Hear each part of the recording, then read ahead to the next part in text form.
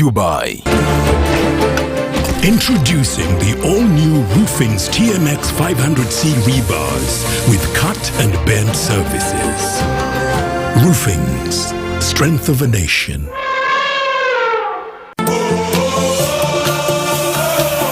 Hello, Uganda! After bringing Kigali to its knees on energy shift to Nairobi, nothing brings out the true picture of a football derby like the Mijingo Derby. It's a derby that leaves many desiring for more. And oh yes! This is the time that the question that is frequently asked will be answered. If you own the water, we own the land. And all this will be sorted out on the 11th of November 2021 at the St. Mary's Stadium in Chitende. Join us live on UBC TV free to air and radios as we bring you action after action as the two bulls fight and we sit back and relax at the comfort of our homes. UBC TV and radios, your home of sports.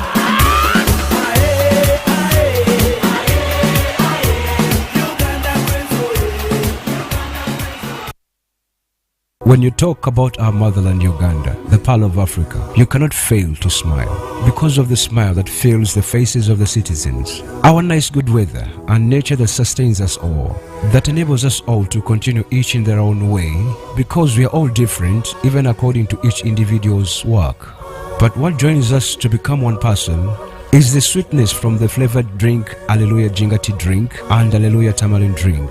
The flavor that quenches your thirst while at the same time treating and healing your body because it is 100% natural. Enjoy the drink that has got the tamarind juice in it. Made by Alleluia Reflexology, Healthy Solutions and Nutritional Research Center Limited. Get yourself a bottle of Alleluia from all shops around.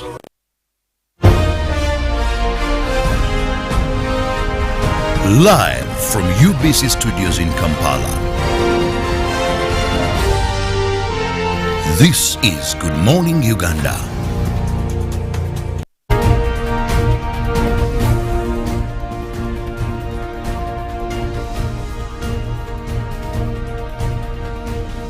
Welcome to the Science Day of Peace and Development, which is celebrated worldwide, which makes it a World Day celebration. This is Good Morning Uganda, 10th of November 2021, a beautiful Wednesday, middle of the week. We get to slice the cake in half, and this is definitely UBC, your preferred station. My name is Priscilla Nalwoga, and welcome aboard. Glad that you could make it for yet another morning of informative education. Of course, there's a little bit of fun here, jokes here and there, but at the end of the day, our mission is to kickstart your morning. Fantastic 4 is a full board this morning. I do have Robert Kirabo that is back and in better health. Welcome back, Robert. We missed you, and how are you?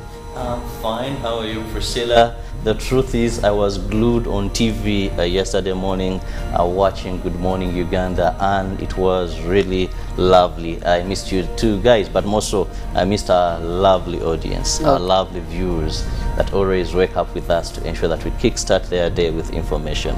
Welcome to World Science Day. I'm really excited when you talk about science. More so recently, what is happening in Kololo. If you've seen the breakthroughs that Ugandans have been able to make, my friend, you just wonder how far we've gone in terms of science. All right. Well, as he has clearly stated, this week we're having the Uganda Science and Innovation Week that is running the entire week. No, it's actually coming to an end today. It's going to be closed expectedly by His Excellency Yoweri Kaguta Museveni. She has been missing in action for just 24 hours, but surely I know that you have missed her, but she is back this morning. Molen Kenyana, good morning to you, and how are you? Yes, good morning, Priscilla, and good morning, everyone. Of course, I am feeling much better today, and it's a good day to celebrate science and talk about things that surround us. So I think, and also it's the fact that we're in the middle of the week, so almost heading for the weekend. Yeah. Any scientific innovations coming through to save the world in terms of nature climate? Well, at least according to the reporter's notebook that is coming through from the reporters that have been on the front line of COP26, they are saying that the issues that are facing adults and the delegates, especially at COP26, could easily be understood by a fourth grader. So they are wondering why the people that are supposed to be coming up with innovations are not, but otherwise young people have these innovations. So that will be an interesting story to track and see. Yeah. All right, well, we do have my fellow comrade in action, and that is Felix Nkunda, who can really break down for you the word peace and development. So Felix Nkunda, good morning to you, and break it down for them. Well, of course, when you talked about action, I kept on thinking, yeah, like but ring. Okay. Yeah, man, Gango, I'm there. So, but anyway, good morning to you all our viewers, and good morning, Priscilla, Robert, and Mullen. Clearly, you guys are back in shape, and of course, it feels good to have the team back on board. And the feeling of running from 6:30 to 10 a.m.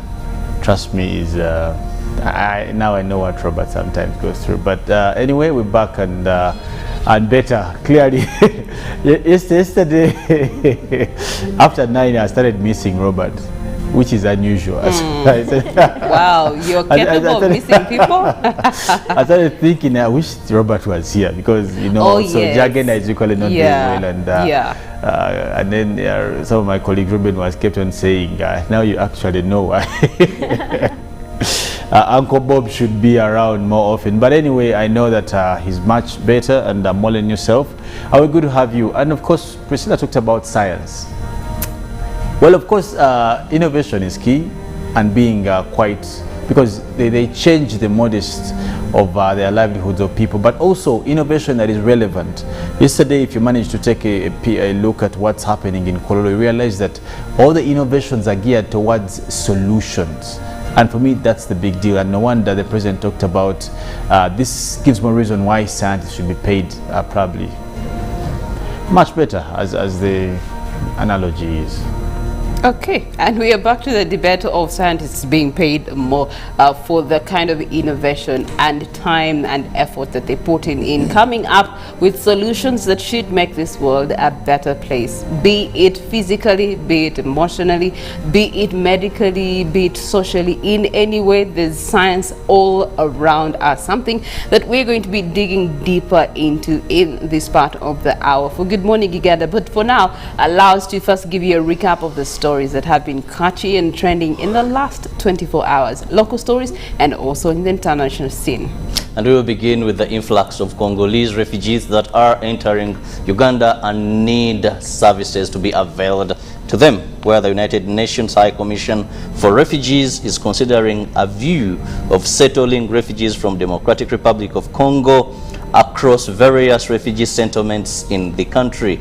The UNHCR Commissioner Joe Botter underscores the emergency aid for refugee management partners to manage the situation caused by unrest in eastern DRC.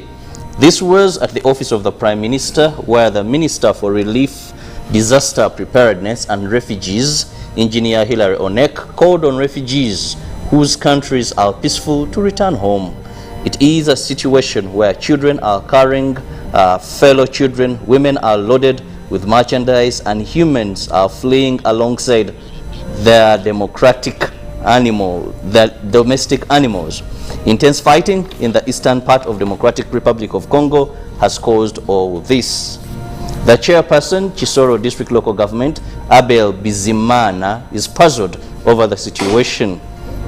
Whereas the situation on the other side seems calm, emergency aid is needed from the development partners. The High Commissioner met Minister for Disaster Preparedness and Refugees, Engineer Hilary Onek, on the situation. Onek wants current refugees in Uganda, whose countries are now peaceful, to return home. Currently, the attacks in eastern DRC are attributed to the M23 and rebels of the Allied Democratic Forces. Within the country, Parliament is set to put up a committee to investigate allegations that over 50 billion have been swindled in disguise of COVID-19 vaccine manufacturing in Uganda. The information putting Dr. Monica Musenero, the Minister for Science and Technology, under a spotlight was last week brought to the attention of Parliament by Ntungamo Municipality Member of Parliament Yona Musinguzi, who alleges that the former senior presidential advisor on epidemics lied to President Yoweri Kaguta Museveni about COVID-19 vaccine manufacturing in Uganda.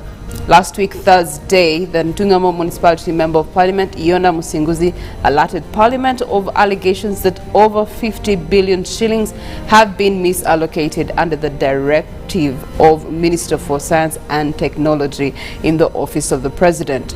The Deputy Speaker of Parliament, Anita Among, asked MP Musinguzi to present his allegations with facts before August House could take his cries seriously. Before the clouds gathered, the NRM leader representing the people of Ntungamo Municipality, Yona Musinguzi, during the parliamentary session on Tuesday yesterday presented several documents as evidence backing up his claims.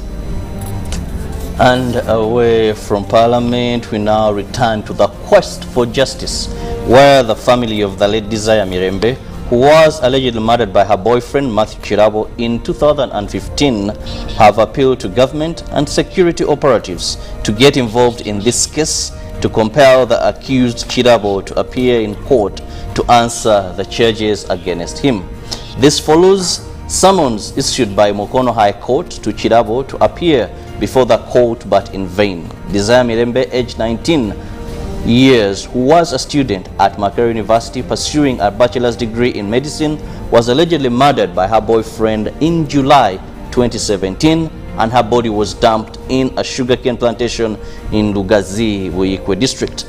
The prime suspect in this matter, Matthew Kirabo, who was her boyfriend, was arrested and charged with murder in Jinja Magistrate Court. However, he was later acquitted on bail in November 2016. Now, the deceased family, led by her father, Emmanuel Musoke, is now seeking justice, citing delayed justice without trial. And finally, 37 passengers were aboard a Gateway bus under registration number UAU 296U en route Kabale district from Kampala have narrowly escaped death after fire broke out on the bus in PG district along Kampala-Masaka highway. The accident, which took place at Kampiringisa along Kampala-Masaka highway, was a result of a mechanical fault. According to police, investigations into the accident have commenced. However, no casualties have been reported yet. This was the scene yesterday afternoon as a passenger bus prematurely abandoned its journey at Kampiringisa along Masaka Road after spotting fires. Managed by Gateway Bus Company was en route Kabale district, and at Mpigi district, the fire brigade rushed to the scene where the fire was gutting to save as the carrier was totally burnt to ashes. As police embarks on investigations into the matter, the driver was arrested from the scene to partly facilitate the process. State Minister for Internal Affairs, General David Muhozi, was quick to give an update over the matter. And the incident comes at a time when the country is on a high alert following 3 domestic terror attacks last month.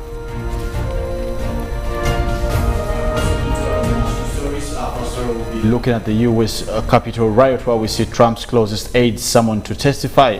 And under the committee, the investigations of the 6th January U.S. Capitol riot have been summoned. More former President Donald Trump's closest aides are also needed to be given evidence. Now, among the latest batch of a former White House press secretary, a senior policy advisor, and a personal assistant, the inquiry is trying to find out if Mr. Trump had foreknowledge of the attack. Now, a mob of his supporters stormed the Capitol building and disrupted the official certification of President Joe Biden's election victory. Now, EU accuses Belarus of gangster approach to migrant crisis, while we see the European Commission has accused the Belarusian government of tricking migrants and refugees with false promises of easy access to the European Union in what it called a gangster-style approach to a long-running migrant crisis. Now, hundreds of migrants and refugees remained camped out in near-freezing temperature in Belarus on Tuesday after police security forces blocked people from attempting to cross the border. Poland has for months accused Belarus of trying to cause a major confrontation by encouraging migrants and refugees from the Middle East and Africa to cross into Central Europe and the wider European Union in revenge to the Western sanction on longtime President Alexander Lukashenko. Now back to Africa. UN says 16 local staff detained in Ethiopia's capital, and the United Nations has said at least 16 of its Ethiopian staff have been detained in the country's capital, Addis Ababa, with 6 others having been released. Now, speaking to reporters in New York Tuesday, UN spokesperson Stefan Durek said the world's body was actively working with the Ethiopian government to secure the immediate release of those who were still in detention. There has been as far as I know, no explanation given to us on why these staff members are detained, and he also added nothing that UN security officials have visited and detained staff. All Ethiopian nationals working for the various agencies, and there was no immediate comment by the Ethiopian government towards the same. Now an update from COP26. The world is on track for 2.4 degrees Celsius warming despite 2030 pledges. Now, Climate Research Group has said 2.4 degrees Celsius of global warming was likely this century despite pledges from numerous countries to tackle climate change. Now, according to the Climate Action Tracker Research Group, promised by nations attending the COP26 conference to cut greenhouse gases by 2030 would still allow the Earth to heat up beyond the United Nations target cap, which is 1.5 degrees Celsius by 2100. Now, even with all the new Glasgow pledges for 2030, we will emit roughly twice as much in 2030 as required for 1.5 degrees Celsius. It is said in the news release on Tuesday, referring to the goal of warming since pre-industrial levels set down in the 2015 Paris Agreement. Now, policy implementation on ground is advancing at a snail's pace, it added, saying with current policies there would be 2.7 degrees Celsius of warming. In all scenarios, warming this century will blow past the 1.5 limit, according to CAT, that is the research, a target that scientists say the world must meet to avert the most devastating impacts of climate change. Now, CAT also said in the optimistic scenario, where some countries' long-term goals to stop increasing the level of greenhouse gases in the atmosphere, that is net zero by 2050 or later, were actually implemented, warming could be limited to 1.8 degrees Celsius this century. Much more in Kenyana. Now coming in, very interesting news in the international scene. The foreign minister for Tuvalu, a Pacific island state that is at risk of disappearing due to climate change, delivering a message at the COP26 while standing knee-deep in sea water. Of course, Tuvalu is part of 15 member states that belong to the Pacific Ocean Forum, and it's been in existence for just a little while. It has a population of 11,200 people and actually stands on a square mile of 10 square miles area code. Now, that is part of the country's land that is sinking deep into the waters because of the constant changes to the climate. The Pacific is one that has actually been in conversation, especially to the side of the areas of Australia, where it has been affecting climate in Australia in most recent times. You also do have on the other side the ocean that is next to Canada, has also been causing a lot of issues. And so we continue to see that states that are like island based, how long do they have before they can actually be eradicated by nature? Molen. Yes, because looking at Tuvalu, that is one of the areas that have been worst hit by cyclones, and that also adds to islands like Fiji. These guys are getting more of these effects of climate change, and now they are coming up with a voice to say enough is enough, because they could disappear for real.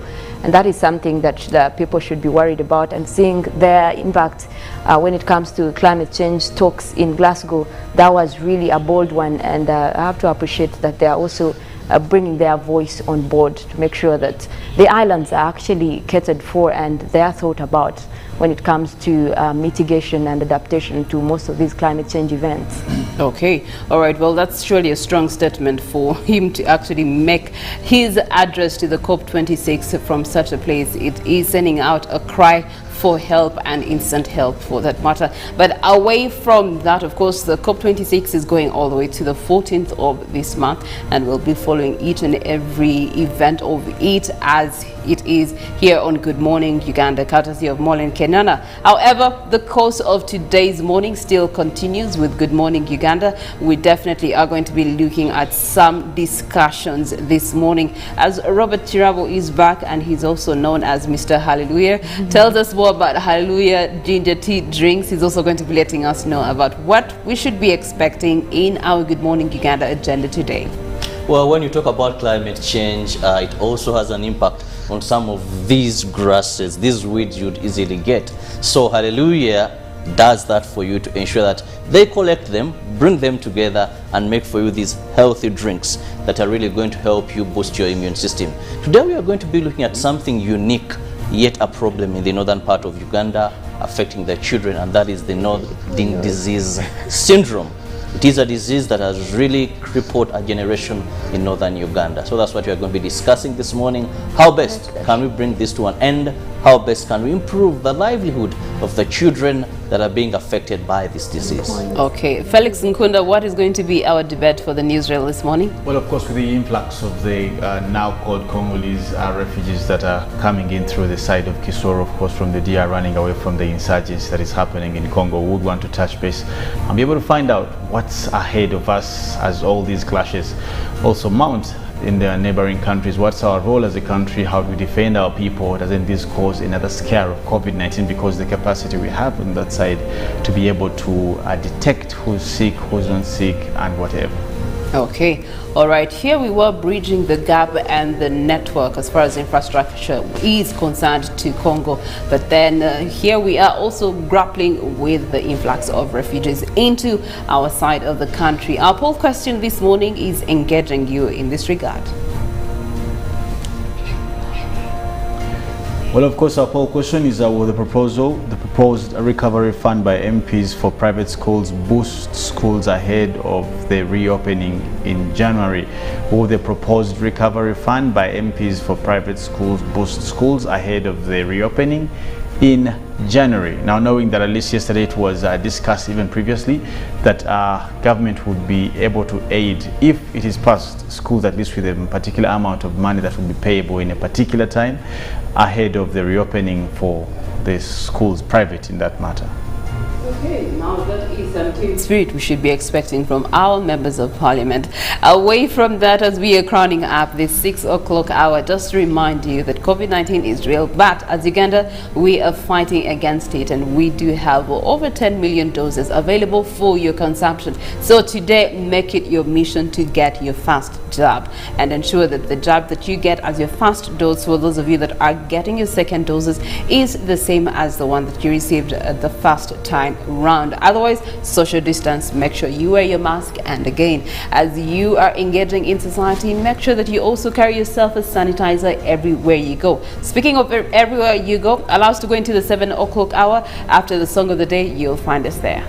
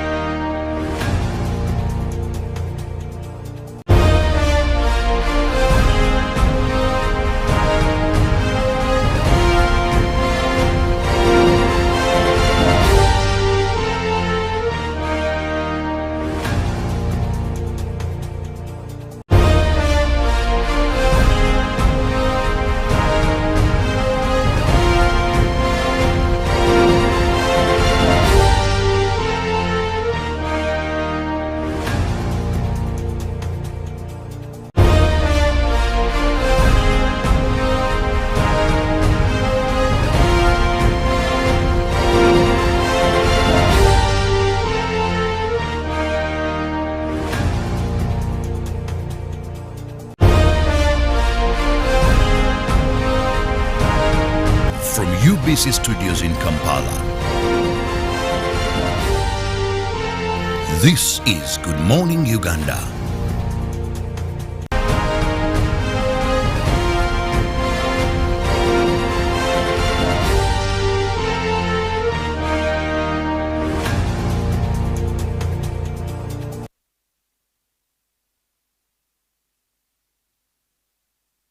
Good morning, Uganda, in case you have just tuned into UBC. My name is Priscilla Nalwoga. It's 1 minute past 7 a.m. this Wednesday morning, 10th of November 2021, where you do have the Science and Innovation Week coming to a conclusion, expectedly to be crowned by His Excellency Yoweri Kaguta Museveni, something that you should be looking out for. But anyway, away from that, we get to have our newsreel in this first half of our topical discussion regarding refugees. But before we dive deep into it, allow us to give you a recap into our poll question for the day. Our poll question is, will the proposed recovery fund by MPs for private schools boost schools ahead of the reopening in January? Now, of course, be able to follow with us also and leave a comment on our Twitter handle, also on WhatsApp 0709 60 25 and 92. Now, will the proposed recovery fund by MPs for private schools boost schools ahead of the reopening in January? Okay, all right, thank you so much, Felix Nkunda, and we are also equally joined by Robert Kirabo this morning. Our topic for discussion this morning is centered around regional security and also refugee situation in Uganda. Now, this comes off the back of the last few days where you've been having Democratic Republic of Congo having political unrest, which in turn has caused a refugee influx to these other ends of Uganda, affecting the western part of Uganda. Of course, we do have the chairperson, Chisoro District Local Government, Abel Bizimana, being puzzled about how they're going to be handling this increasing number of refugees within their territory. You do have Joel Botru, who is the United Nations High Commissioner for Refugees in Uganda, having just returned from the Bunanga border. And whereas the situation on the other side is starting to calm down, emergency aid is definitely needed in the western part of Uganda to be able to deal with the refugees. Where does this leave the Ministry of Disaster Preparedness and Refugees? Well, Engineer Hilary Onek has come out to say that regarding the refugee situation, it's very, very tricky for them right now, especially with the attacks that are being experienced in the eastern part of DRC that are being attributed to the M23 and rebels of the Allied Democratic Forces. On the other hand, he has come out to say that perhaps now is the time for those refugees whose countries have calmed down in regards to peace and security return home to make room for those that are coming in from parts like DRC. Now, that shapes the conversation for us this morning, but we start off by having a review on our policy, our refugee policy here in Uganda, and in regards to the growing numbers that we are experiencing in this season, because it's not only DRC Congo that we're looking at, Felix Nkunda. We also do have refugees that are continuously still coming in from Ethiopia. You do have refugees now that Sudan is also having challenges. You do have those that are trekking through past South Sudan and still making their way into northern Uganda. And Iran. And yes, of course, and Afghanistan is still here. Exactly. Yes. So, of course, what's happening is quite precedented. There's nothing new in it if you want to look at it from an angle of Uganda being one of the most countries known for hosting refugees actually in Africa, as a matter of fact. It also answers into the questions as to why you see refugees more lured towards Uganda than any other country, because between you and me, Congo has borders with various countries. They have even with Rwanda, as a matter of fact. But also, it answers the question as to why they choose to come to Uganda. Now, the influx of the same is quite evident in two aspects, as you did ask Priscilla. One, what has continuously formed our refugee policy as a country? And this is a conjunction of two aspects of the international policy by the United Nations and also what we call the domestic laws in terms of people who are seeking refuge. You mentioned a couple of countries, and that's in fact it's even more than just obviously, those. yes. You know, we've had refugees from Rwanda, Burundi, Tanzania. We've continuously harbored refugees, and because of that and how we've been handling, we have. For example, Kirabo will tell you that in his area of jurisdiction, he has Congolese that are now Ugandans. They dwell with the people. Now, our policy with Congolese is an intertwined of whether it is a good one for us, is a good one in terms of law, is a good one in terms of courtesy, and of course having known the nature of Ugandans by far and how hospitable they are. But nevertheless, that is not just enough for us to say that we can host everyone who wants to come in. Now, we must have some sort of formidable policy and also try to be able to answer the question of who qualifies to be a refugee. Is it that everyone who enters the borders of Uganda that is not Ugandan becomes a refugee? Now, that is wrong. Or someone who, what are the qualifications of one to be a refugee? Now, what we are seeing in Bunagana side of Kisoro is not necessarily qualification of refugees. We are seeing people, one would call it an invasion. People are simply running from whatever it is. Because a refugee has a process. You qualify. Actually, under normal circumstances, you're even given a certificate of the same. So there must be some sort of registration. You must be able to certify the reason why you're running, and you must have to prove the same. That's why you had the Honorable Minister saying that for some of you where your countries have been stable, please return. Go back. Yes. You get it? Now, if you do notice that if you cannot be able to prove that there is actually a reason for you to move, it can't be general. That because there is war, everyone should be running. It's not general. For example, now you saw what happened in the Tigray region. That particular region, people are qualified because there's eminent, the proof is there. But in this particular case, we don't know who is coming, why they are coming. Of course, we have heard that there is ABCD, but you must, who's taking the registration, who's taking count, because we shall need to make accountability in case there is funding, in case there is allocation, in case all these things. Okay. So as up till now, I don't think these people even qualify to be refugees. Okay, all right. Well, that causes us to then ask ourselves, what are the causes of these people moving to countries like Uganda? I know we have one of the largest settlements being in northern Uganda, Bidibidi settlement camp. You do have, as of February 2020, over 1.4 million settlers or refugees in this country. Now imagine with the most recent happenings, that number can step up to 2.2 million people that we have in the capacity of refugees. Let's look at the causes and also the impact of the presence of refugees on community settlement. Well, first and foremost, we must understand that this refugee problem is not new to Uganda. Uganda, even in the 1950s, we hosted over 80,000 Sudanese refugees that were running away.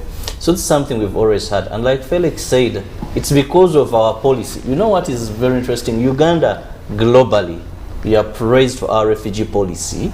And actually, the United Nations High Commission for Refugees is using it as a model for other countries. Why? Because it's self-reliance. That refugees here are allowed to work and free movement. These are not in many countries. That is why even if there's a country they share the border, their best destination would be Uganda. But likely you asked, what are some of these causes? Priscilla, Felix, and our viewers, when we look at, let's go particularly for this particular case, the recent influx. Most of the refugees we're having in our country are not running away from natural calamities. Because there are refugees maybe would be running away from floods because it is unsafe for them. Maybe a mountain. Recently we saw, I think, some volcano erupt. Those are things that maybe you would say, these are acts of God. So we may not have so much to do to prevent them. But when you look at the refugees Uganda is getting, these are running either from civil war or insecurity that is caused by the power of the gun. So we know it is war that is causing this. And for a long time, if we are to look at the recent case of Congo, the M23 and the Allied Democratic Forces, the ADF, are not a new rebel group. That is also another thing. M23 has been there for some time. Allied Democratic Forces, ADF, I think, even from the days of Chichwamba. You see, so we've had these rebel groups here. What are we doing? Because like I said, there are natural calamities. What are we doing as a country? And what makes these issues more funny or complicated is you'll hear that states accuse each other. You know, you're harboring rebels that are attacking me and causing insecurity in my country. You're also harboring rebels that are attacking me and causing insecurity in my country. So I just see the lack of will. There was a time when some rebel group had become a problem to Uganda. Uganda had to enter that country with permission, ensure that they wipe or scrap away these rebel groups. So for me, I believe that this is a cause that can be handled. The African Union, if Uganda can send arms to Somalia and soldiers under the AMSOM to pacify Somalia, Congo is nearer, Sudan is nearer. So these are things I believe can be dealt with to solve the problem of refugees. So Robert, you're suggesting that Uganda sends... No, I'm not suggesting. If as the African Union we look at this, that the East African community, that how can we ensure these regions are safe? Ugandans were once refugees in Tanzania. Ugandans were refugees everywhere. Now we have asylum seekers. But when we pacified Uganda, when Uganda handled its challenges, today we are hosting other people. So how do we ensure that these technicalities, these rebels are not coming from the United States? No, Uganda will tell you ADF is attacking me from Congo. Rwanda here will talk about, you saw the recent, these M23 attacking me, they are backed by this country. So these are things we can solve if there is a will, if there is determination, so that we do not have this influx of refugees. Host communities are suffering. I was speaking to some person when we were in Changwari about 2 years back, and they said these refugees have a day when I think they receive money. The local communities cannot compete with them to buy goods. They have so much money, the costs are very high, they are suffering. Changwari recently there was a battle between locals and the refugees over water source. So the scarce resources that these communities have are becoming a problem to share. Environment degradation, arid land, fertile soils, we are taking them to be camps. Much as we may boast that in Africa we are the biggest host community in the world, we are among the first 5 communities, but the locals are suffering at the expense of these people that are coming in for causes that I believe can be dealt with. Okay, all right. Of course, on the African continent, Uganda is regarded #1 as far as refugee hosting countries is concerned. Worldwide, we are #3 after Turkey and Pakistan. We had the Pope Francis praising Uganda for outstanding concern for welcoming refugees. The big question lies now in sustainability of this model that we have presently in catering to refugees in the country. How sustainable is this given the amount of pressure that we are now continuously receiving over the time? Well, of course, when you bring in the aspect of sustainability, you then invoke the discussion of, or you trigger the discussion of what may be done. You may not have to plan for sustaining refugees in your own country, because that in its own self is not a permanent venture you want to have as a country. For example, you cannot imagine a country like Uganda, when we are doing our budgetary allocation, to start saying that let's budget for refugees when even countrymen are not being able to get the supplementary, and it was figuring in billions for the refugees. You can imagine, supplementary budget, that you're using taxpayers' money to settle other posed problems. It's sad. However, we must conclusively have the nerve to deal with at least 2 aspects of discussion, and this must go from country, regional, and later on continental. Secondly, you see, there was a discussion by the African Union into the refugee policy, and this was basically also geared towards the challenges of insurgencies that we are seeing continuously.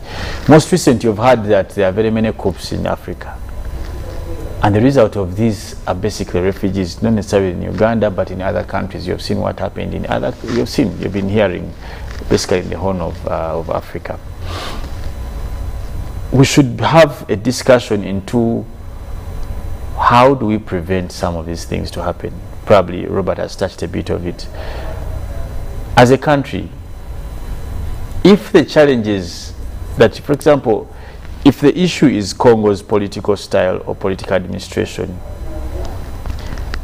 the issue is Sudan's political style or political administration, or let's say Rwanda or anywhere else, how does that how do we safeguard our territory from such effects spilling over to us?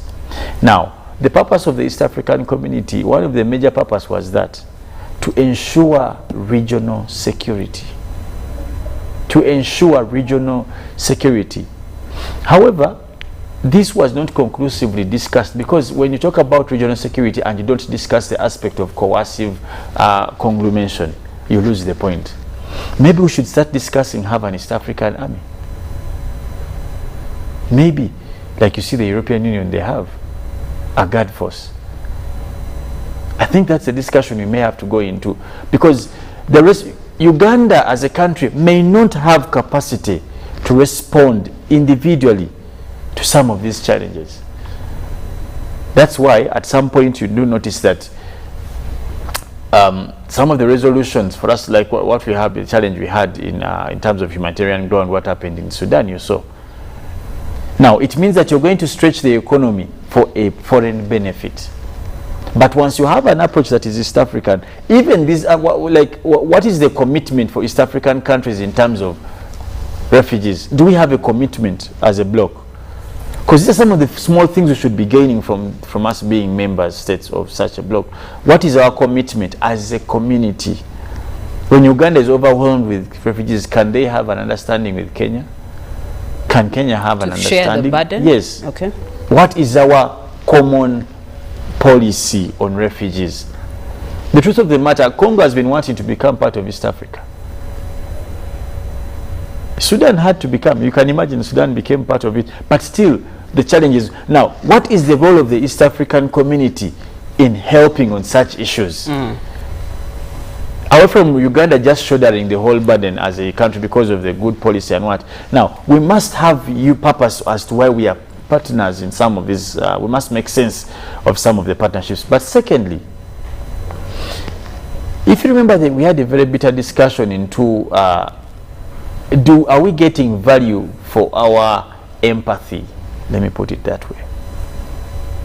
What is in for us as we give, as we open up our arms? What is in for us?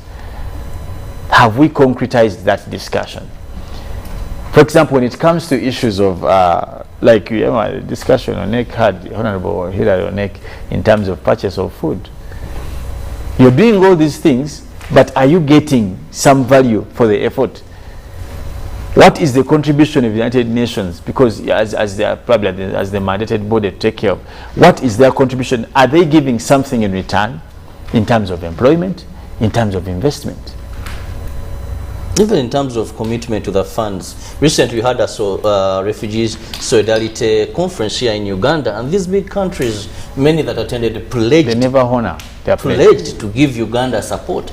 But very unfortunate that very few have honored that. Even if not raised half of what. But you see, the fact that it's a pledge and matters you may have a challenge, I choose to when to to honor my pledge, and also that is in accordance to what as I am as a country I'm going through. No, so we Priscilla, cannot really tie it directly to when they should be able to honor their pledge. That is in there. They have a bigger arm on how that actually gets to manifest. It surpasses the aspect of a promise. It's a commitment under a convention, and that's why they can be liable for not committing to that, because they weren't coerced in this, and most so some of them were hosting their refugees. So it was a commitment they made in time, like to make good spirit. But honestly and truly, why should we be discussing allocation of money to refugees? We should be even having payment out of that courtesy. That's what I'm saying. Does the influx of refugees in Uganda mean creation of market? Because these are the questions we should be asking. for us to be well with some of these Something things. that still Honorable Onek actually came up with when we're having the issue in northern Uganda, and he said that, but you know, while we're having these conventions and partnerships with different stakeholders in managing refugees within the region, let's talk about incentives like Buy Uganda, Build Uganda. Exactly. Why don't you use our very own things to be able to cater to the settlement groups? Imagine if the host communities were benefiting away from what Robert is saying, that they're always clashing for resources. Now, if host communities don't benefit, let's say the people of Kisoro are going to have a camp and they know they will tap into that. But you've seen refugees coming with their food, goats, cows, rabbits, chicken. Now, you wonder. Okay? They have their seed, they're equally also probably coming to sell things. Actually, when you go to most of these camps, you know, there are markets. Felix, one interesting thing when it comes to Uganda, because of our policy, a refugee in Uganda, I have almost two types of refugees in Uganda. We have those in the settlements that most of the times attract attention. But we are forgetting that we even have those that have already in, you know what an amoeba does, how it feeds, that have already gotten into communities. They've been registered, are into the system, and are permitted to be outside the camps. And this burden comes on two fronts. When you look at those in camps, yes, they're still getting relief from these other United Nations, other partner states. They are still, for them, host communities at some time may benefit from a few resources, say, the health facilities that are given. You find that some people will go to these, sometimes schools that are built in these camps, but of course they are losing land day to day, day by day as they expand, and we've had land wrangles. Now we come to this modern, maybe if I term him as a modern refugee that Felix talked about, go to Kabalagala, go to Machindye, go to Rubaga, Mengo, Chisenyi, where you're having.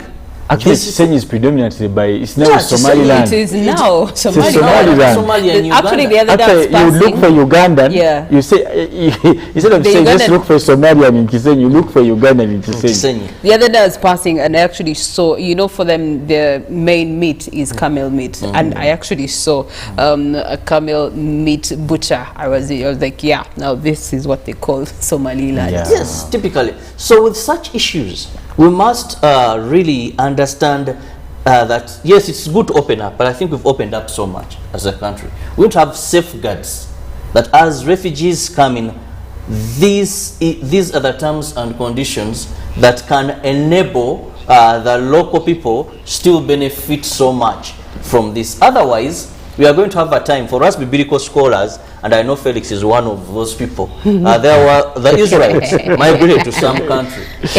A time came. Now you know why I missed you. A time came when the people that had migrated to this land had outnumbered almost, and even these countries, even when they wanted to ensure that they reduced their population, the Israeli women were giving birth in a funny way by the time this one would come. So we must look at such incidents that, yes, the indigenous people enjoy better. We have safeguards to protect their interests much as we open up. But the biggest issue is a permanent solution, which is ensuring that these countries are safe, so people don't have to migrate. Yes. I think that's very true. But just to give a rejoinder to what Robert has said, you see, refugees in Uganda are not the problem. The policies that govern them when in Uganda are the problems. The Ugandans wouldn't want to feel like they are lost grip of their sense of being Ugandans because of a refugee. All right? But we would want to co-share space and all of us be happy in our own respective ways. Okay? Now, as I told you, you can't have refugees engaging in businesses that Ugandans are engaging in. That's why we have the clash. When you go to markets, for example, in Kisoro, you find the refugees are the ones who have like their products. If Priscilla, you're selling goats there, I'm also here from Congo somewhere, and I'm selling. So we must have a good policy.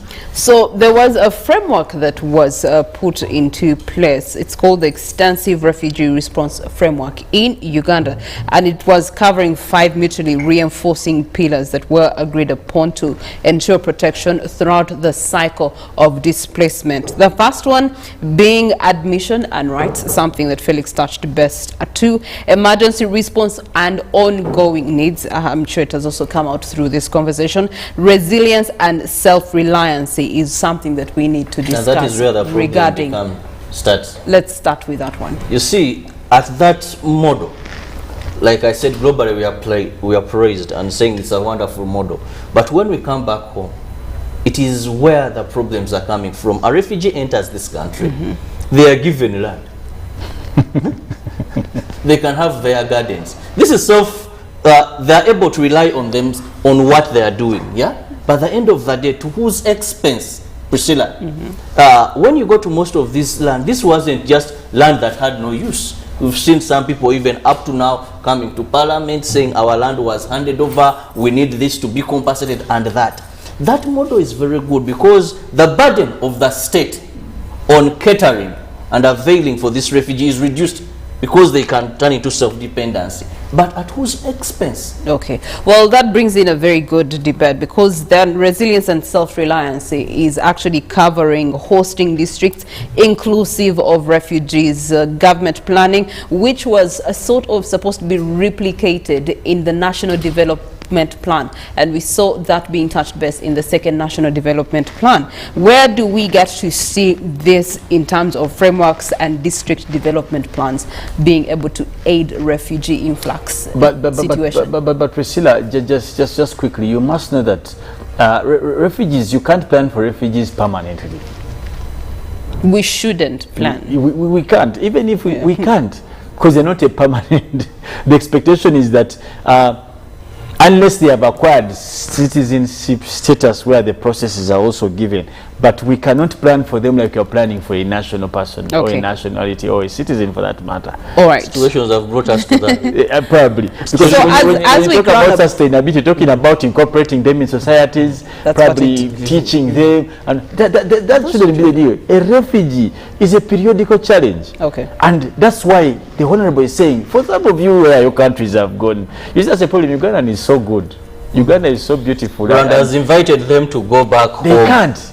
Okay, so the other parts of the Comprehensive Refugee Response Framework included expanded solutions and voluntary repatriation. Speaking of which, still Engineer Hilary Onek did mention that currently the refugees whose countries are now having peace and stability. Have you heard what you've read? Voluntary repatriation. That is not right. Voluntary means you choose whether to stay or not. But then that ceases to be, unless let's call it resettlement. That ceases to be refugee. Because if your country is peaceful and the state plus the you must be compelled to go back. Unless you're seeking political asylum that you wanted for those are unique cases. You should be going back to your country. If repatriation is voluntary, so then in we don't short, have it refugees, is we us have who are resettlers. failing our own system and failing our own taxpayers' money. So let them just say these people are resettled. And then we plan for them and better. Then we plan so to for the men who need to, we know that we are Afghanistan. We are going. People are talking about marrying them. What? So people plan. Ugandans plan earlier. But you know, these are people we have gotten a new. Okay, all right. Well, I think that's an interesting debate. Just lastly, Priscilla, and that's how things like you acknowledge this group of people as a part of Ugandan tribe. You've had the people from Rwanda coming out to say, name us as part of Uganda. Now, after 10-20 years, Congolese will come and say, they also come and say, we are also, because of that kind of policy, what you want to call voluntary repatriation. So, these people are going to be brought here and resettled because that's the policy, in the absence of compelling reasons for them to go back. One was so you'll have the Afghanistan tribe, you'll have the Rwandan tribe, the Congo tribe. Obviously, this conversation is not going to come to a wrap. We'll continue with it later on. And I'm sure you do have your 2 cents to eat. You can let us know on our WhatsApp line. But a recap to our poll daily this morning.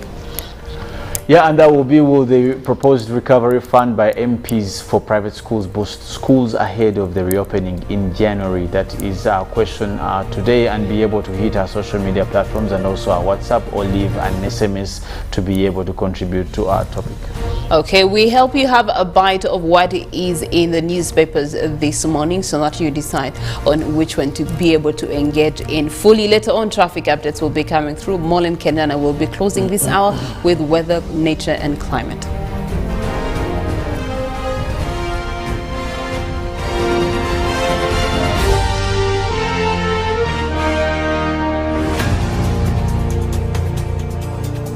The program lineup on UBC. Brought to you by Roofings, Strength of a Nation.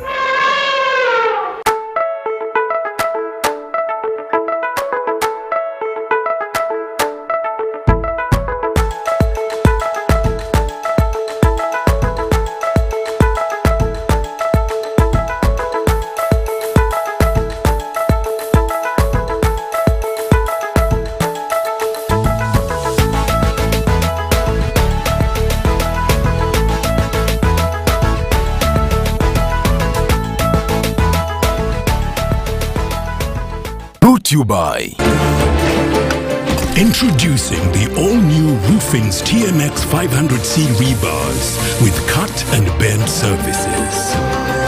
Roofings, Strength of a Nation. Kagalino twalekedde ekyatulese tuzze tukalanga enfunda eziwerako ddala eno ye GoTV Super ey'abakaguje njagala wekkaanyi ewatali kwemamaaza olwo tuba tusimbudde ne GoTV Super Duper waawawa era nga bakutuusaako ekigo eky'abakabejja abasajja eŋŋwaŋŋuli kw'ogatta ne busineema obujjudde omuhabati ku $5,015 waawawa soka bulaza weefunye ekirungo kya GoTV Super ekijjudde obulungi ove mu baaje. Hello, Uganda! After bringing Kigali to its knees on energy ship to Nairobi, nothing brings out the true picture of a football derby like the Mijingo Derby. It's a derby that leaves many desiring for more. And oh yes! This is the time that the question that is frequently asked will be answered. If you own the water, we own the land. And all this will be sorted out on the 11th of November 2021 at the St. Mary's Stadium in Chitende. Join us live on UBC TV free to air and radios as we bring you action after action as the two bulls fight and we sit back and relax at the comfort of our homes. UBC TV and radios, your home of sports.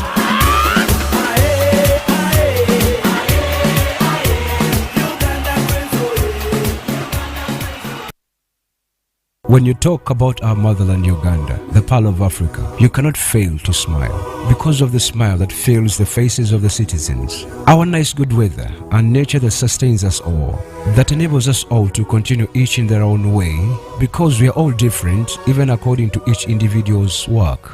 But what joins us to become one person is the sweetness from the flavored drink Alleluia Jingati drink and Alleluia Tamarind drink.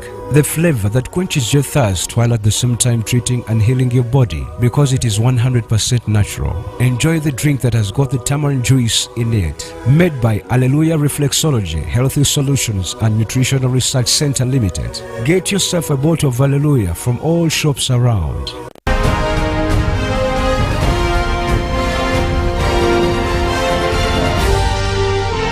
This is Good Morning Uganda.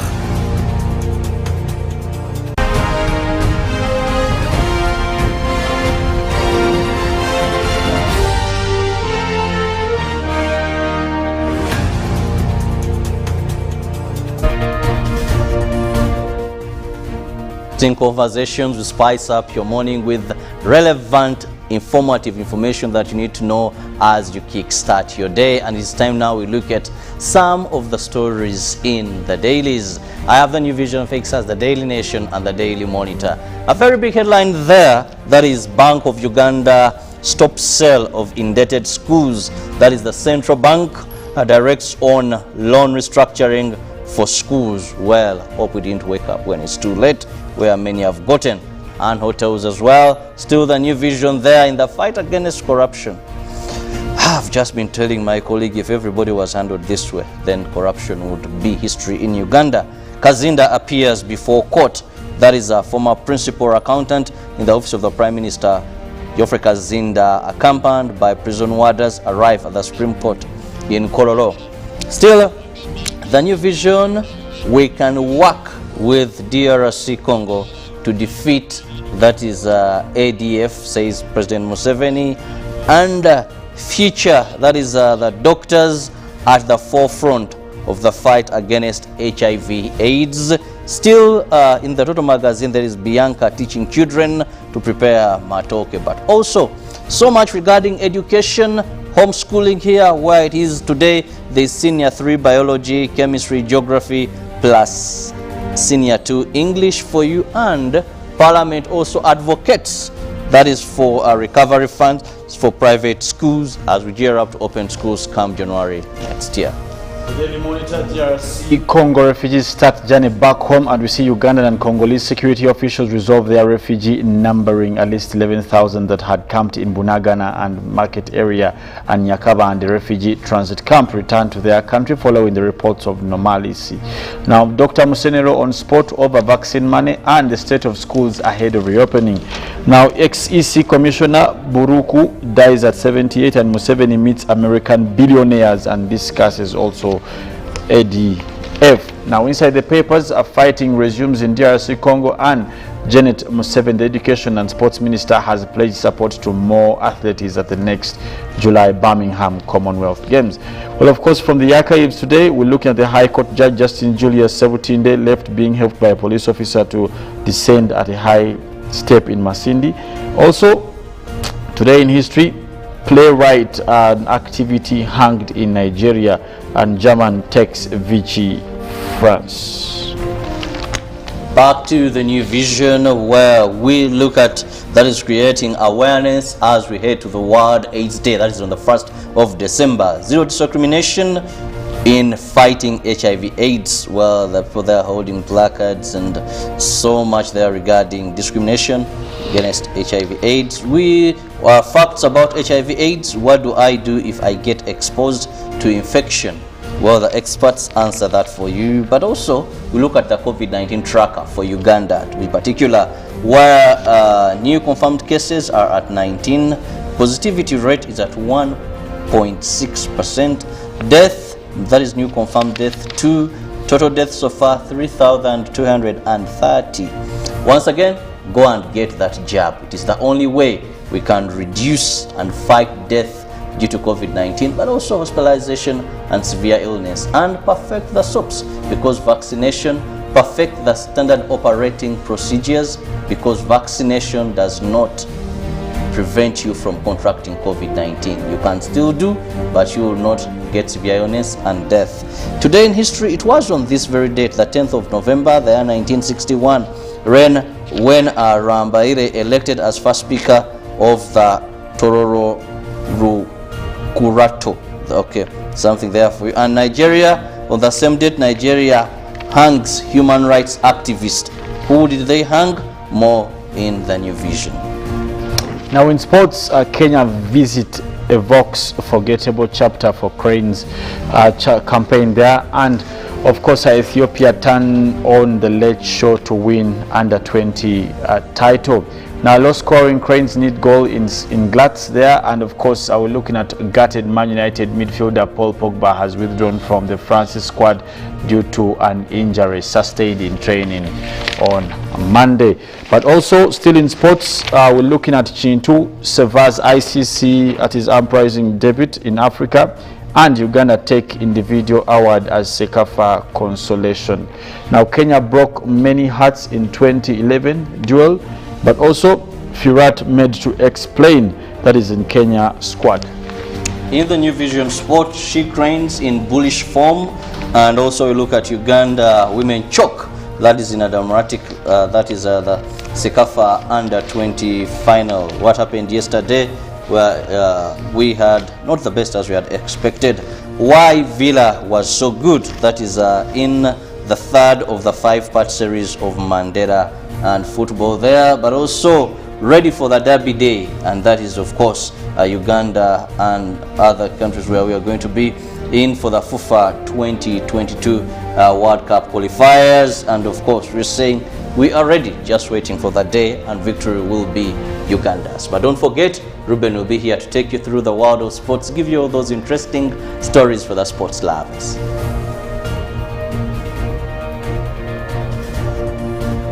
And in the Daily Nation, we're looking at trailer 2, a rising storm in planned meeting is causing jitter in Okambani.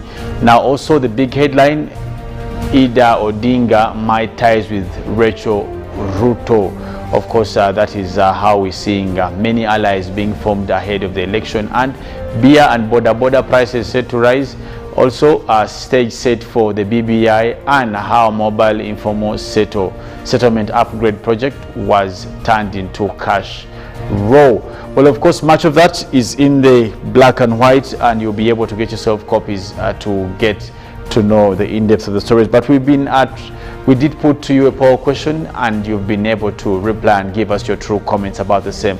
And Priscilla on the other side will be taking us through some of your comments. Well, thank you so much, Felix Nkunda. Picking it up from Twitter, responding to the question, will the proposed recovery fund by MPs for private schools boost their reopening come January 2022? Hashtag UBCGMU on Twitter. We do have Becca Akampa coming out to say, as long as our big men sit and think way out of poverty and how to facilitate their ideas to life, they think of stimulus packages. To hell where the tears offered the previous package was it passed? Okay, I think this is in response to the previous package proposal that was also presented before the same people in regards to private schools being aided in reopening of schools, and then it wasn't passed. It was they were given money, and it was supposed to be shared amongst them in terms of a loan under the Uganda Development Bank, but to this day none of them has actually come out to benefit from it. How much more if this is passed? Very true, Becca. You do have Bruno Namisi, who says, as long as it is equally distributed without a basis of who the owners voted during the general elections, it will help. Some schools need to be guided and provided with a utilization plan for the same. Okay, hashtag UBCGMU is the hashtag to use, and you can be able to let us know your true sentiments. Equally, you can stream with us here on Good Morning Uganda and share with us your opinion on our streaming channel on your YouTube, which is UBC Television Uganda. Taking up some of those responses on WhatsApp, I personally think it would be a fair decision to make in an act of giving back, because they have been paying high taxes to Ugandan government, and plus their sector was the most hit. Okay, that is definitely a good argument you present there. Let's learn to pay for news. It would work. That's another interesting comment. I'm watching you live from Soroti, and what I know, schools are not a priority in Uganda today. That's the feeling of our Soroti friend there. Okay, we do have another responder here who said, good morning Uganda, the proposed recovery fund is in order. Private schools contribute significantly to education sector and the country at large. There's another statement here coming in. It's fine to have refugees in the country, of course, regarding our refugee conversation and the influx that we are facing as a country. So it's fine to have refugees in the country. They are human, and remember, this world is free for everyone. We are here just for a short time. Black, white, we are all the same for God and our country. We also do have another respondent here. Hi, good people. The recovery plan for private schools is good, but should be selective. Schools with no facilities for extracurricular activities should not be considered, and this goes for habitual exam thieves. Okay, that's an interesting way to put things. Someone says, hi UBC. Well, thank you so much for your true sentiments in that regard. Looking at the traffic update this morning into Machindia division, picking it up from Salama at Buziga area code, entering into Shirudu on either side, Lukuli Road and also Gaba Road. You don't see any any particular traffic jam building up in any hotspots. So it's a free flow through Chirudu or adjacent to the other side, the likes of Gaba Road. We get to have another interaction there where you see adjacent to Lukuri, you can easily enter into Gaba Road from Nanganda and be able to then interact with the other side of the other side of town. Now we want to have a quick speed interaction with Natete and see what the traffic is looking like this morning. Picking it up from Shell Busega, where you do have a red zone that is indicatively showing on Masaka Road. You do have traffic that is going to Bulenga being hefty. Then you also do have traffic that is coming in from Masaka Road and also going to Masaka Road being hefty. Busega, where you do have the fish market and also the produce market, is causing a lot of traffic jam because it's Wednesday, and this is the time that market vendors get to transact business with the produce providers. Away from that, into the rest of Natete, you get to see past Chengera Town Council, Wakiso District. You don't have much traffic jam that you are seeing there, and the rest of Natete before the trading center is not as busy this morning, where you do have 14 minutes to 8 a.m. Now we step into Natete Trading Center. Natete Trading Center this morning is experiencing some sort of jam, especially for traffic that is using the back route and coming through into Natete from the area of Chengera. Then you also do have where you do have the shopping center. There's traffic jam there, but of course there's traffic lights that are managing the flow of traffic in that area code, and that is the reason as to why you are seeing the red lines, especially on Wakaliga Road, indicating that the traffic lights have stopped traffic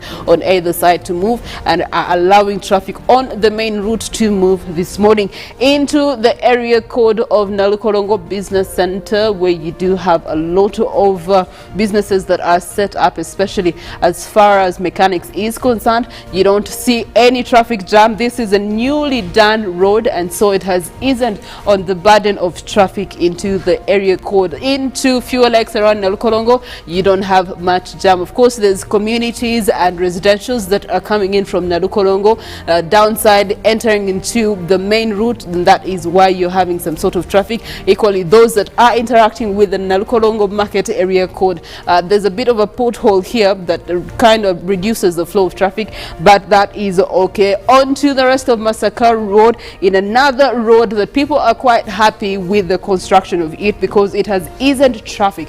I do have a friend, I was having a conversation yesterday, and he said, well, it's very easy for me to actually get to Chisubi now. I just go through Wankurukuku, end up in Katale, Reza, and voila, I have avoided the hectic jam on Entebbe Road. And so Wankurukuku Road this morning, bringing in traffic past Nalukolongo and entering into the area of Kabusu Road. Interestingly, now you do have the traffic jam building up here because there are no traffic lights. The expectation was they were supposed to put up traffic lights so that they can manage this road interaction here, but because of their absentia, and also you usually do not have any officers here also, you do not see much of that traffic being aided in how fast and how slow it is managed this morning, and hence it speaks into the orange zones that you are seeing and the orange zones that you are seeing on the Masaka Road heading into Ndeva.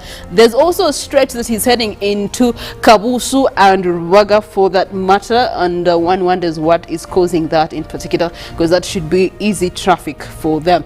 Anyway, into the areas of Ndeva this morning, where you do have again a lot of mechanical businesses as well as woodwork businesses, that is indicating that there's not so much traffic heading into Ndeva, where you do have the DFCU branch. The only challenge would be, of course, crossing from the ring road, trying to get into Weraga Road in Ndeva, but away from that, the main route is actually clear. Now, this route is going to definitely drop you into the traffic of Chiwi expectedly because of the constructions that are going on Kampala flyover. The traffic both on Entebbe Road and into Chiwi, Ndeva into Chiwi is always going to be slower and a bit more time consuming every single morning for now, until the Kampala flyover is done and dusted. For now, on to COP26 and its outcomes with Molen Kenyana. Thank you, Priscilla. Well, we'll go right ahead and look at what is coming through so far, the updates from COP26. Well, we still have more sessions in the delegation, having more people actually also having those side conferences to make sure that they are coming up with the outdated action plans in terms of what we can do to make sure that we actually have a safe environment. Now, yesterday was mostly about Gender Day. Now, they were involving talking about how science is connected and how what women contribute towards science, but also how climate change affects women and girls mostly. And that is something that is really key as we talk about such a World Climate Summit.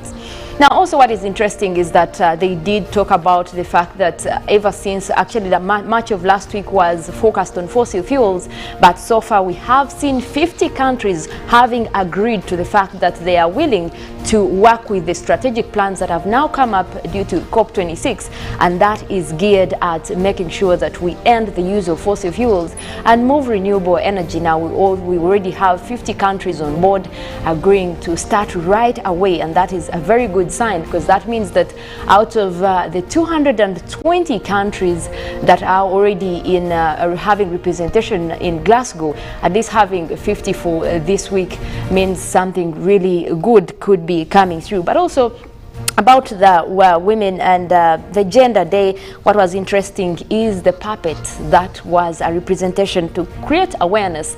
Now, they did showcase this. This is a representation of a Syrian refugee moving all the way. Now, this is a 3-meter puppet. It moved 8,000 kilometers to reach COP26. Now, this was seen held by a lot of people, making sure that they create awareness on how girls and women are the ones most affected by climate change. And this was something nice to see, and it did create a different environment. Now, when you look at the fact that how are women and girls really impacted most, you find that most of, even when we have food insecurity, it is the women who are left to fend for their children, and women are naturals. So an effect with the climate, with the environment, will directly impact women. They are more vulnerable, and even girls, they are more vulnerable to climate change than the male counterparts. So this is more likely to be a great talk in regards to if we are looking at climate action on climate change. Now, more talk still on activities going on to stop the use of fossil fuels, and that is still something that COP26 is looking at. But I think mostly what we are left with for this week, we want to look at what can be done. And now this week, we are not joking. We want the action plans. We want to see signatures. We want to see everything that is coming out now out of COP should be geared towards what next after COP. All this money that is coming through the climate finance, is there a plan? So we want to see what next, and what next. So that is more of what we expect out of COP26. We'll be giving you more updates during our segment here every morning. Just make it a point to keep with us until the 14th, when we have COP26 actually almost coming to the end. But by then we'll be looking at what we should do next. Well, we'll go ahead and take a look at our satellite analysis over Uganda today, looking at where most places in the country, what most places in the country are experiencing. It looks like we actually did start off with mostly clear skies across much of the country, mostly a sunny morning for eastern Uganda, across parts of the Kyoga region, also looking at mostly central, where you see the dark gray, the colors. That is quite sunny skies and no interruption of clouds at all. But what we have here in the nation's capital, Kampala, we're looking at in terms of sunny and cloudy conditions. There is a little bit of clouds, those in white, and also for southwestern Uganda, across the western stretch, actually most of that is coming in as a mix of clouds and sunshine. There are more clouds that are starting to develop though across Hoima, and that could be developing, but it looks like we will have a clearing trend, and most areas might be dealing with intervals of sunny and cloudy conditions. But we'll go ahead and take a look at our forecast for this morning, starting off with Central Lake Victoria Basin, where we have Kampala, Mukono, Entebbe and Wakiso. We are forecasting a mix of clouds and sunshine, looking at a maximum of 27 degrees for this morning. We're also starting off with warm weather across town. If you're coming in, please make sure you're dressed in light clothes. Now looking at central northern Uganda, we have Jumani, Gulu, Kit, Gumpadel. We are forecasting also a mix of clouds and sunshine. Looks like it's starting off much warmer there at 29 degrees centigrade, and we'll be hitting the 30s later in the afternoon, at least the lower 30s. We're looking at also eastern parts of central, where we have Wobulenzi, Ururi, Nakaseke, Nakasongola. In that category, we have Ruero. We are forecasting intervals of sunny and cloudy conditions, starting off with a warm 28 degrees centigrade, and that could also get warmer later in the day. We look at Soroti, Katakuya, Moria, and Kumi, that is across eastern Uganda, also forecasting a mix of clouds and sunshine. We do have more conditions, quite warm at 28, and we could also hit the 30s later in the day. That area is likely to remain with a mix of clouds and sunshine. Well, we take a look at the eastern part of Lake Victoria Basin, where we have Tororo, Busia, Iganga, and Jinja, also starting off with intervals of sunny and cloudy conditions. Most likely, we might have a few rains in the afternoon, but that will also be starting off with 28 right now until we start to see temperatures go down later in the day, and that is what could be bringing in a little bit of rains. Now, Mount Elgon Highlands, where we have Mbale, Bududa, Buko, and Sironko, we are forecasting a mix of clouds and sunshine, starting off with 26 degrees centigrade, and that might also clear into rainy conditions later in the afternoon, but that will be only over a few places. So those are the areas that are most likely to have rains. Well, southwestern Uganda, where we have Mbarara, Ibanda, Bushenyi, Rubirizi, we're forecasting a mix of clouds and sunshine, starting off with a warm 27 degrees centigrade, but that is also likely to continue into the afternoon, and we could be hitting much more, probably towards 29 later in the day, but we will remain with at least a mix of clouds and sunshine. That is across southwestern Uganda. Well, it looks like much of the country actually is starting off with a warm morning. That would only mean that most areas will also be with intervals of sunny and cloudy conditions. So it is on a day like this that you actually dress up in layers, nothing so hot. But yes, sometimes they say smartness knows no weather, so you can still put on a coat like me. But well, I will leave you at that. We do have Good Morning Uganda agenda with Robert coming through and talking more about the nodding disease syndrome. He will be here with a panel to talk about that. Later after that, we will have sports with Ruben Pima, but also having Good Morning Uganda extra with Jagenda Semakula. My name is Molin Kenyana. I'm wishing you a good morning.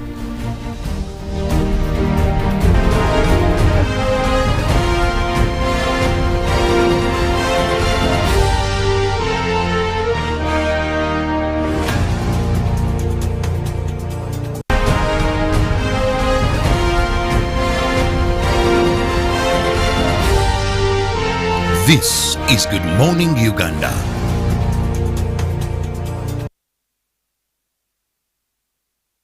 The Uganda Cranes national football team soars higher yet again to qualify for the much-anticipated World Cup in Qatar 2022 with a game against Kenya. Support our boys from the comfort of your home with friends and family as Uganda takes on Kenya on 11th November at St. Mary's Chitende Stadium starting 4 p.m. Uganda Cranes Paka Qatar with Airtel, the official sponsor of the Uganda Cranes football team.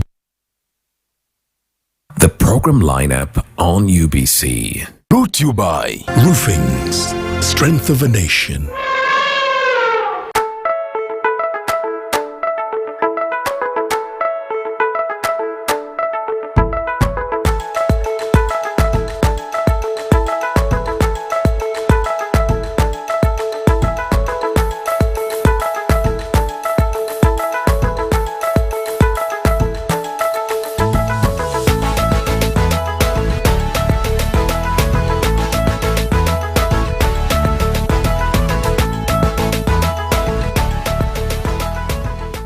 You by introducing the all-new Roofings TMX 500C rebars with cut and bend services. Roofings, Strength of a Nation. Kagalino twalekedde ekyatulese tuzze tukalanga enfunda eziwerako ddala eno yego TV Super ey'abakaguje njagala weekaanyi. ewatali kwemamaza olwo tuba tusimbudde ne GoTV Super Duper wawawa era nga bakutuusyako ekiga ky'abakabejja abasajja eŋŋwaŋŋuli kwogata ne busineema obujjudde omuhabati ku $5,015 wawawa soka blaza weefunye ekirungo kya GoTV Super ekijjudde obulungi ove mu baaje. Pick of the day on UBC, brought to you by Authentically symbolic and insightful. We should work so hard to evacuate this power. Behind the headlines, every Wednesday at 10 p.m. with Charles Odong Top. How to get points. Just use MTN to make calls, send SMS, load airtime, buy bundles, or pay for MTN subscription services. Everywhere you go, MTN.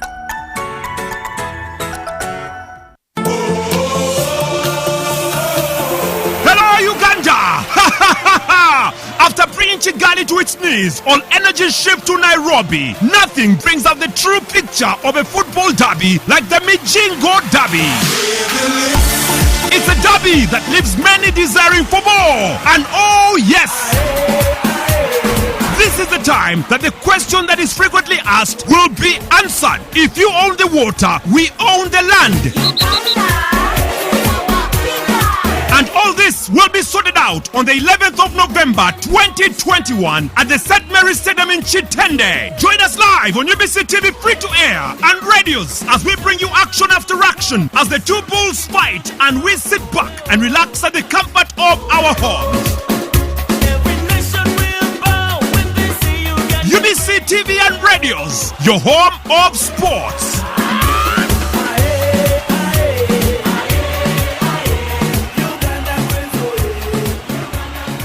Introducing Learn From Home Data Bundles. Customized bundles for you and your family to study or work seamlessly from the comfort of your home. Use any of these affordable data bundles to connect to your MiFi, routers, laptops, tablets, and smartphones while avoiding unwanted internet exposure and ensuring undivided attention during online classes. Enjoy instant